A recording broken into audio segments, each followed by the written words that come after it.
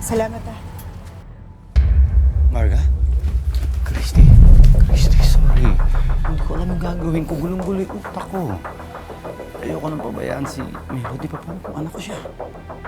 Ano ba naman kasing kinaka-stress mo? Itong bahay lang naman ang gusto naming paghatian natin. Hindi naman ako hahati sa asawa. Naiinis na talaga ako sa'yo! Hindi na ako makapagpigil ang kapal na mukha mo! Ano ba talaga gusto mo? Gusto mo ako ipapatulan kita!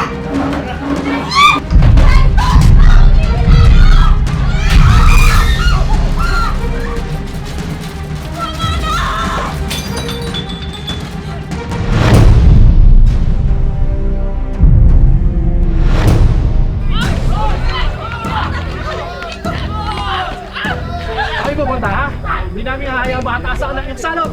Hindi salot ang anak ko!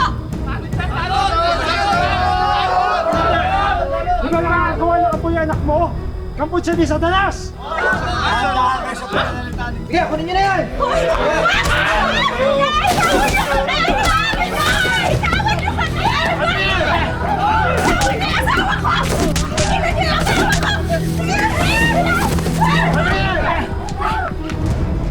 Alis na kayo dito!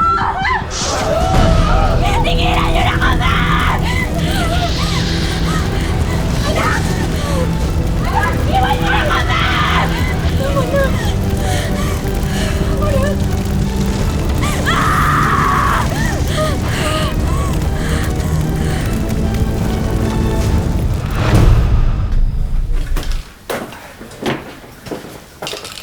Ramil, sigurado ka bang ligtas tayo dito? Parang mas delikado tayo dito kaysa sa probinsya eh. Akala ko rin noong una, mas ligtas tayo kung nasa probinsya tayo. Hindi naman pala. Mas nilagay pa natin sa delikado yung anak natin. Pero alam mo, tagal din ako natira dito sa bahay ng lola ko. At hindi mapanghusga ang mga tao rito.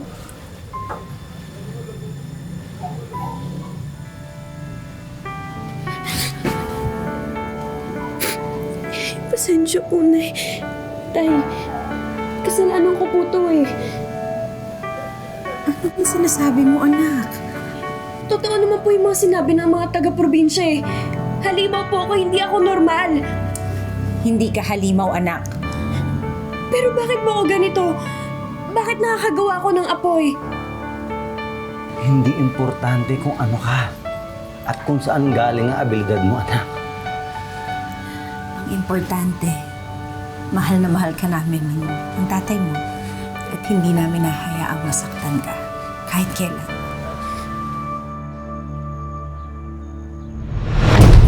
May batang excited, oh. Opo, Nay. Ngayon ko lang po kayo makakasama lumabas eh. Oo, Hayaan nyo. naman. Pagkatapos natin mamalengke, ililibre ko kayo ng ice cream. Yan naman! Ay, pero sandali, bago tayo umalis, tingnan ko muna kung ano, ha? Kung kumpleto na yung ano, listahan natin.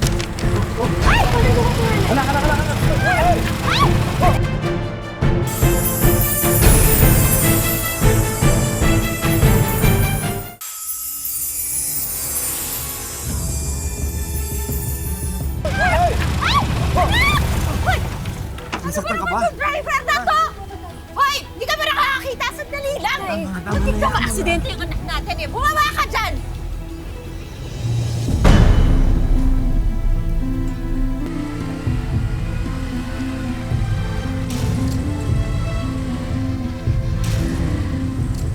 Marga?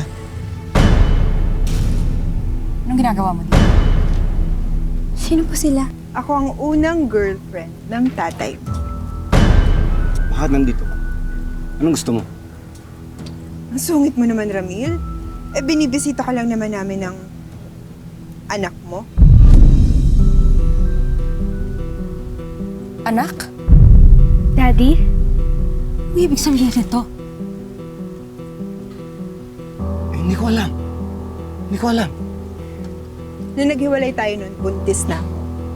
Pero hindi na kita ginulo. Kasi nga, di ba, happy na kayo ni Christy. Ang gusto ko lang naman, may matuluyan kami ng anak ko. Ng anak natin, Ramil. Matuluyan. Pasensya ka na, Maria, ha? Hindi hotel yung bahay namin. Pwede na kayong umalis. Excuse me, may karapatan din ako kay Ramil. Dahil may anak kami. Kahit sa ayaw at sa gusto mo, Christy, titira kami sa bahay na to. Tira ka. Alam ko! Huwag ka muna dyan! Sabi ko sa'yo, lumayas ka! Lumayas ka! Bitawan mo na, bitawan mo na. Tawag ko eh! Bakit mo mamasok eh? Oh! Tama na! Tama na kasi! Pati mga bata nag-aaway na eh. Ito ba gusto mo? Lumayas na kayo, kundi papabarangay ko kayo! Ah, sige, magpaparangay ka! Tignan natin kung sinong kakampihan sa atin pag nalaman nila na anak nila si Melody. Patay na ang asawa ko. Namatay siya ng punong-puno ng utang, kaya kinuha ng bangko lahat ng meron kami. Wala na kami matutuluyan ni Melody.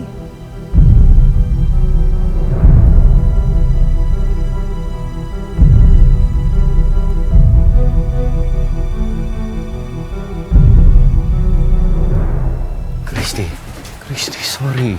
Hindi ko alam yung gagawin ko. Gulong-gulo yung utak ko. Ayoko nang pabayaan si Melody. Paano kung anak ko siya? E paano ngayon nandito na sila, ha? Paano kung malaman nila yung sikreto ni Emma? Paano kung anak ko talaga si Melody?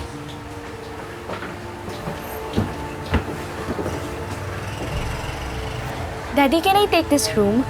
Dito na lang po kami magstay ni Mommy. Ah, hindi pwede. Kasi kwarto yan ng anak ko eh. Oh, okay lang, Nay. Ipapabaya ko po muna yung kwarto ko. Pansamantala lang naman po eh. Doon na lang po muna ako sa baba. Sa dating kwarto ni Lola. Christy, masyado naman kasing mainit ang ulo mo. Ano mo naman kasing kinaka-stress mo? Eh, etong bahay lang naman ang gusto namin paghatian natin. Hindi naman ako hahati sa asawa mo.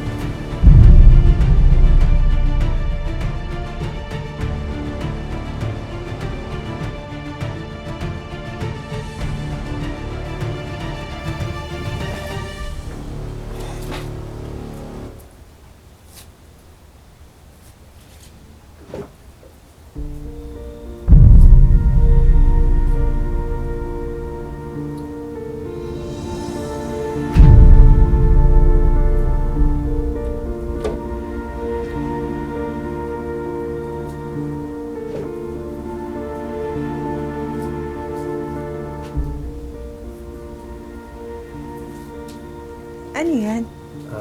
Business namin ni Christy. Nag-deliver kami ng ice candy. Mukhang marami kayong customers, no? Kasi parang ang sarap ng ice candy mo eh.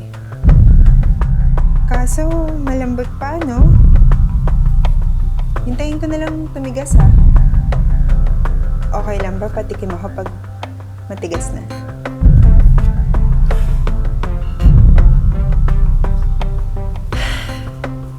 Hindi ka pa rin nagbabago, no? Ikaw pa rin yung masipag at matyaga at madiskarteng si Ramil. Lahat gagawin mo para sa pamilya. Ano ba talagang plano? Kapatid mo ako, Mark. Anak ko ba si Melody? Anak mo siya, Ramil. Tinago ko lang noon kasi nga, di ba, kasal na kayo ni Christy. Tsaka masaya na kayo nun. Sayang nga eh. Sana tayo na lang yung kinasal. Oh, ako na! Tulungan na kita. Ako na. Ang hirap naman kasi parang pala. Ay, naku, sorry. Naku, sorry.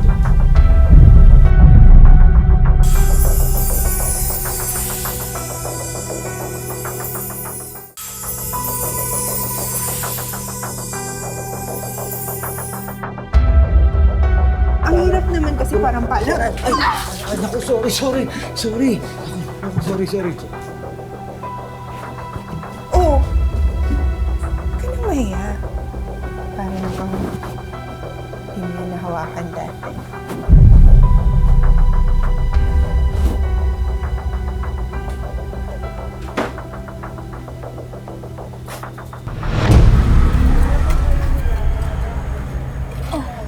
Ate, gusto mo i-try? Pwede ba? Huwag kang magbait-baitan. Nakakairita at huwag mo rin ako matawag na ate. Hindi ko pilang may kapatid at ayoko nang may kahati. Para namang pinagsubukan ko lang to sa iyong pagtatanim. Dami mo nang sinabi. Sinasabi ko lang para alam mo. Tsaka bakit ka ba nandito? Hindi ka ba pumapasok sa school? Si nanay lang nagtuturo sa akin. Hindi ako pumapasok sa school. At bakit? Basta. Teka nga, kung tutusin pareho lang naman tayo eh. Wala ka din naman sa school. Baka nakakalimutan mong wala kaming pera kaya nandito kami. Gusto mo bang itanim yung utak mo dyan ng tumubo at tumalino ka naman?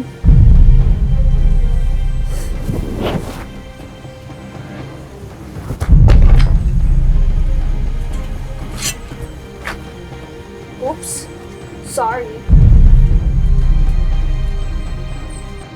Ito na yung paborito mo, Ramil.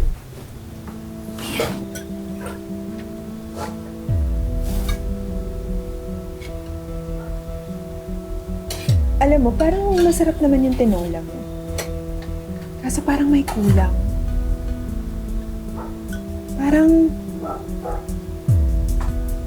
Parang kulang sa spices. Parang amori. Alam ko na, next time ako naman ang magluluto para naman may matikman na ibang putahe yung asawa. O, pasensya ka na ha. Dapat pala, nilagang baka yung hinain ko. Kaya lang kailangan pakuluan kasi. Yung matigas na pagmumukha mo. Ang kapal din naman ang mukha mo, no? Ikaw na nga lang nakikikain dito, ang dami mo pa reklamo. Tama na. Pa! Hindi naman ako nagrereklamo. Nagsasabi lang ako. Gusto mo ba ng totoo? Matanong nga kita. Kulang ba ng tela dito sa Pilipinas? Panyo na lang kasi ang suot mo eh. Ito ba? Hindi naman. Kulang ba sa tela? Sexy lang talaga ako.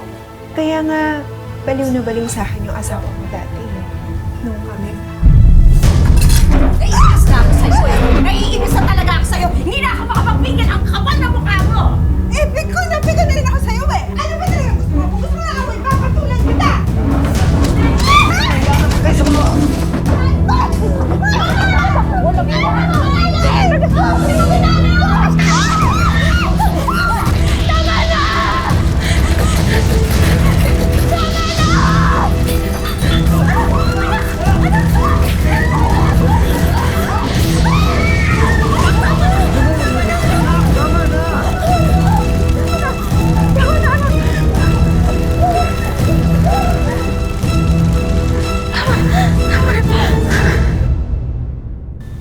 Melody, anak.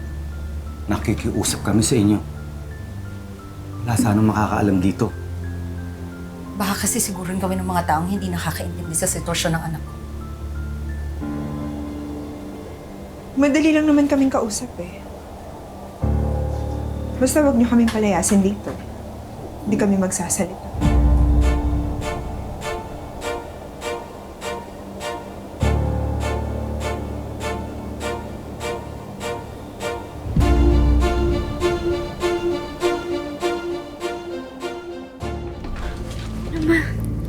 Hindi ka ba natatakot sa Emma na yun? Pwede niya kaya tayong sunugin ng buhay. Hindi ako natatakot sa demonitang yun. Tagal kong pinangarap si Ramil na mapasahan ulit.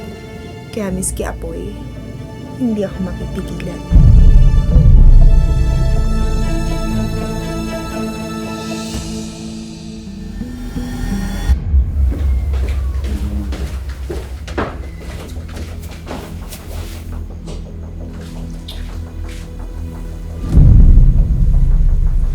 Maliligo na sana ako eh, pero naisipan ko magpalamig muna.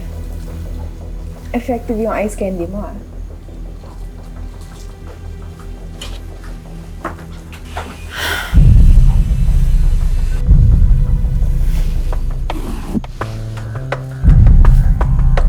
Ay, sorry. Nabitawan ko, maluwag pala.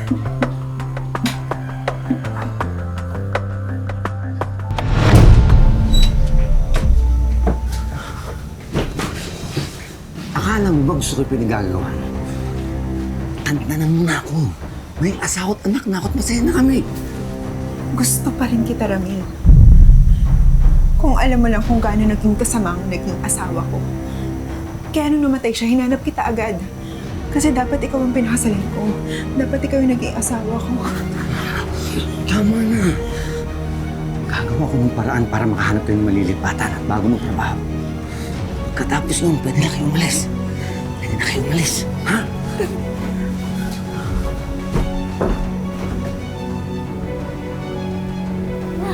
Ayoko na dito, umalis na tayo dito. Tsaka natatakot na ako sa Emma na yun. Ano pa? Konting tiis na lang. Tsaka mapapasakin na rin si Ramil. Ma, tama na. Obvious naman na hindi ka niya gusto eh. Tsaka hindi ko naman siya totoong tatay. Sige, ilakas mo pa. Hanggang may makarinig sa'yo. Hindi mo sila yung mga plano ko. Mapapasakin si Ramil. At tutulungan mo kung nangyari yun. Ha?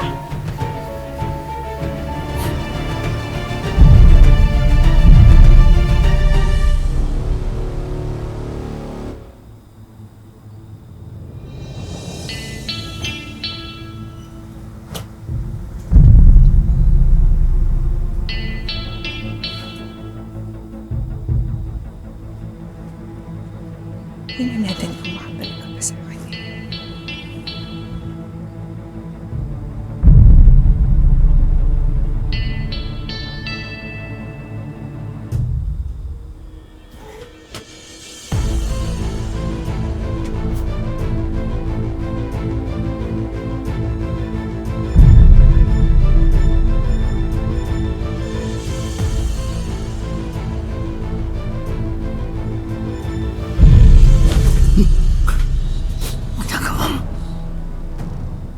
Pag pumalag ka, mas marinig tayo ng asawa.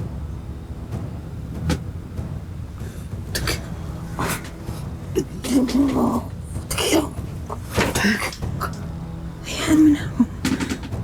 Para makita mo na mas magaling ako sa asawa.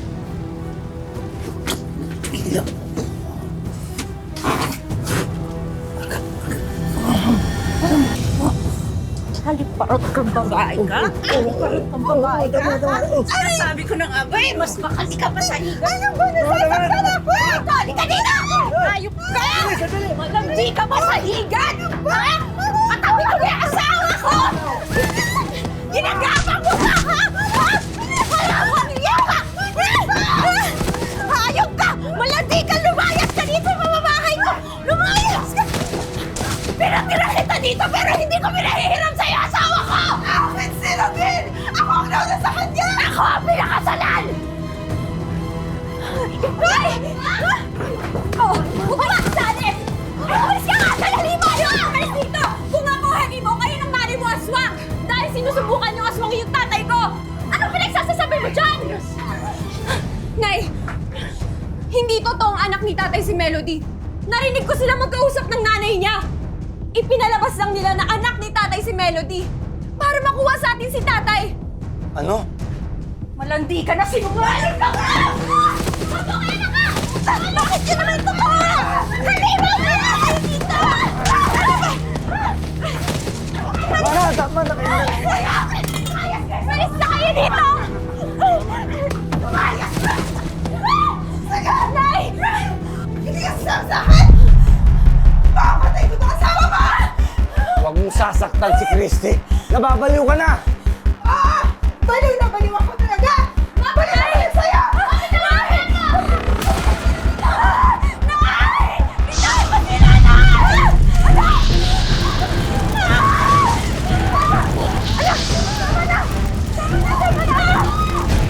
Malis na kayo dito!